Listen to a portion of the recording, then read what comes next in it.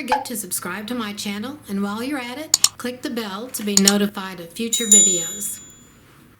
You'll probably notice that a lot of the blocks lately have been very easy, so my goal is to have, for the rest of the year, have very easy blocks and more geared towards scrappy. This block is called Making Waves, 12-inch finished. Here is the diagram. They're all half square triangles and squares. This is a 4x4 grid, 4 units across and 4 down, and the unit in each grid space finishes at 3 inches. So that makes this the 12-inch block. Here's what 4 blocks look like, block to block. And then down here I have a full quilt, which is 35 blocks, set 5 across and 7 down. Here are the patches. We have patch A, which is a 3-inch finished half square triangle. We're going to use assorted darks and assorted background fabrics. Low volume prints will work really well for this. Here are the AccuQuilt dies that will cut both of these patches. And patch B is a 3-inch finished square, and all the squares are the background fabrics. If you plan to do a lot of blocks, or to make a big quilt, you might want to use triangles on a roll or some other paper pattern for your triangles. You can make a lot and then just mix them up all in the quilt. But for the block that I'm going to demo today, I got these straight out of my scrap basket. I have a note down here that says the cutting instructions below will make 2 blocks. For making multiple blocks or a larger quilt, consider using the 8 at a time method or using papers such as triangle on a roll to make the half square triangles faster. You probably don't want to have, in one block, you probably don't want to have the same fabrics. Or maybe you do, but I would like to have it scrappy. If you make your half square triangles 2 at a time, 8 at a time, you're going to have the same half square triangles. But if you are making a larger quilt with multiple blocks, you can mix all the half square triangles up into all of the different blocks. These instructions down here will make 2 blocks, and they'll have the same fabrics in each block. You can mix them up within the 2 blocks.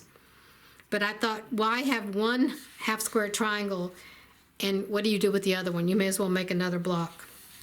So the instructions here tell you how to make half square triangles 2 at a time for 2 blocks.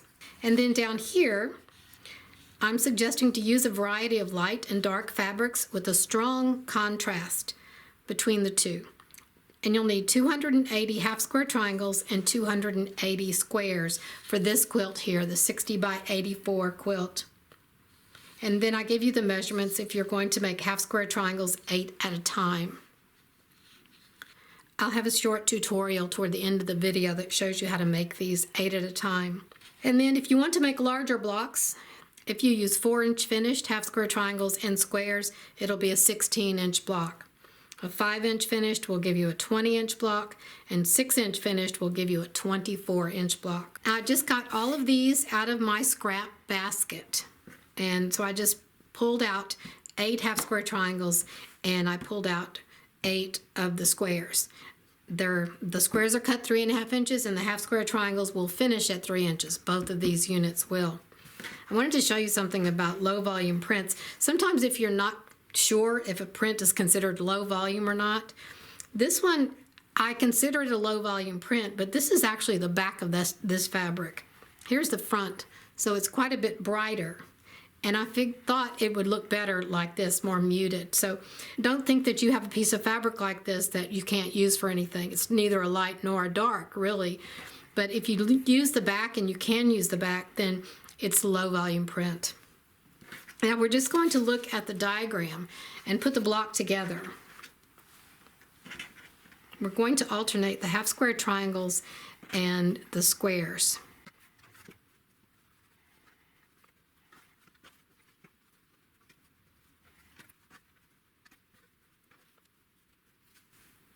Once you lay them out, you can look and see your fabric placement if you want to change anything.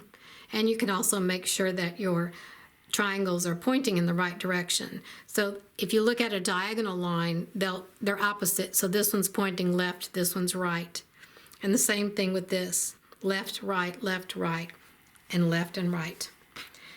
Now you'll just simply sew the units in the top row together, the second, third, and fourth rows, press your seams, and then stitch your rows together. Now I'm going to show you a short tutorial on how to make the half square triangles 8 at a time. We have a large square for the accent fabric and the same size square for the background fabric or the light fabric. We're going to put them together like this, and we're going to draw 4 lines.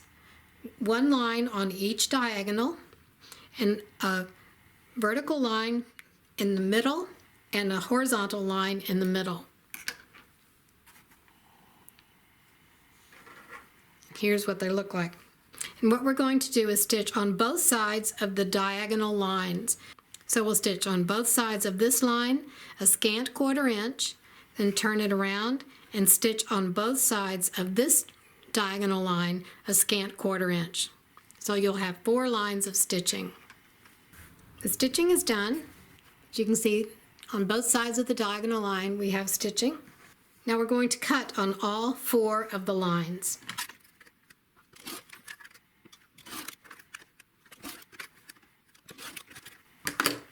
And we have our 8 half square triangles. We'll open these up, press them either to one side or open, then we'll trim them down. These will be trimmed to 3.5 inches. I take my 6.5 inch ruler and lay the diagonal line over the seam line. We're trimming to 3.5 inches, so I want to make sure that all 4 sides of the half square triangle can be trimmed. So I have enough trimming here at the top and the right hand side. This is the 3.5 inch mark, and I have plenty to trim past that. And the same thing over here, the 3.5 inch mark, and I have enough to trim. I'll trim these 2 first. Flip this around and trim the other 2 sides. You'll match up the diagonal line and the 3.5 inch mark.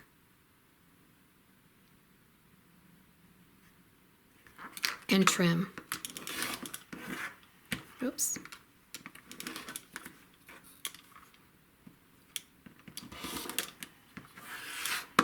And do that for all 8 of your half square triangles.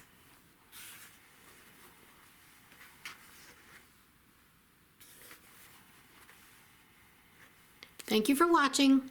Don't forget to subscribe to my channel, and while you're at it, click the bell to be notified of future videos.